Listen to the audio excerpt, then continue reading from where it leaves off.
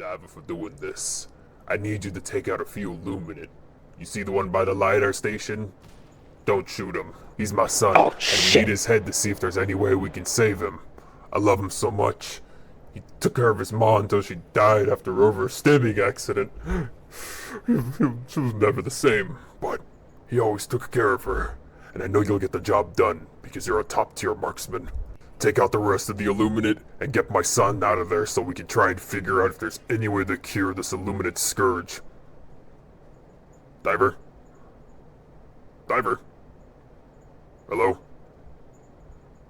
Hello? Diver?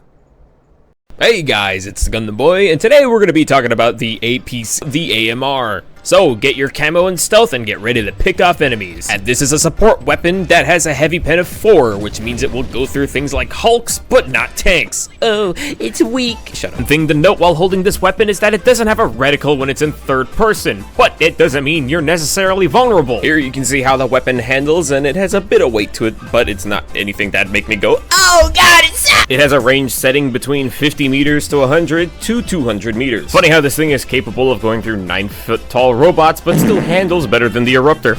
Let's briefly talk about its playstyle, because this weapon's combat role can be very strange, as it requires you to slow down and make very precise shots to each enemy you find. I know, big surprise, the sniper rifle needs to be precise. I will make a good note that you can kill a majority of the chaff units, but I feel like you shouldn't waste the ammo on something like a trooper, but that's just Let's talk about some of the loadouts you can bring with this weapon. For when it comes to armor sets, you can use peak physique for better control over lining up shots, fortified for recoil control for following up on your next shot, and siege ready if you just want more ammo, and stealth armor if you possibly want to draw less attention to yourself. On the stratagem side, we could look at things like sentries to help hold off enemies who are pushing towards you and lets you pick off the more annoying targets. Hover pack can be great for getting high vantage points to shoot down on your targets if you're too scared to be on the street. In the middle of the desert, got nowhere to climb? Well, take the jump pack and make some distance between you and the enemies. Supply pack is perfect for keeping up the fight if you want to keep dumping that gun. And if you get tunnel vision while using the AMR, something like the guard dog can be perfect for defending yourself, like an extra set of eyes to warn you when you're about to get jumped. But use whatever you like if you like to lose. On the illuminate front, which yes, I'm covering the illuminate first. They only got like 4 dudes and we're salivating for more.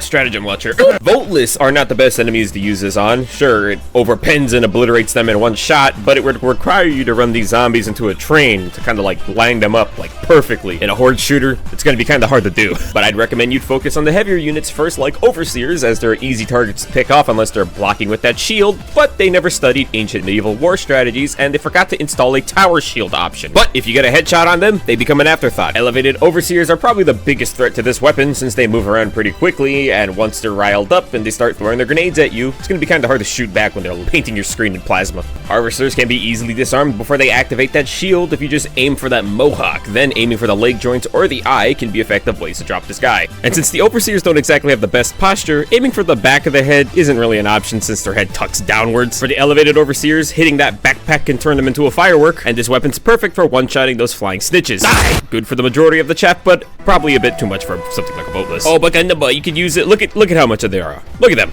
Look at all these guys. You telling me you're gonna spend your entire magazine? I got fire! But to land the best shots, remember the ultimate posture, the booty cheek holder, where you put the gun between your butt crack and hold it and you fire at enemies. Moving over to the bug front, which I say it's the worst faction to bring it over to. And sure, lesser chaff enemies or greater chaff enemies are all within killing range, but the bug's optimized killing range is being right in front of your face. And your pointy boomstick can only do so much since chargers and bile titans are way harder to kill, which is more difficult on higher difficulties since they drop those things in the dozens. Oh, but Gundam Boy, you can aim for the ass! Alright, go ahead. Aim for the ass. Come on, it's viable, right? Right? You just know everything. It's viable. You can kill a charger's ass if it's fucking being swarmed by a bunch of bugs. I say it kills the impaler pretty alright when its forehead's exposed, but it's pretty much where it ends when it comes to the bigger enemies.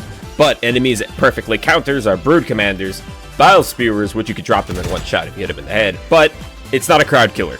It's a weapon that picks off specific enemies. So using sentry units or staying close to teammates are probably your best option, especially if you use them as a shield. If you're gonna get into a fight, start it at long range. I also like the stealth armor, so I don't know, maybe they'll try and target someone else?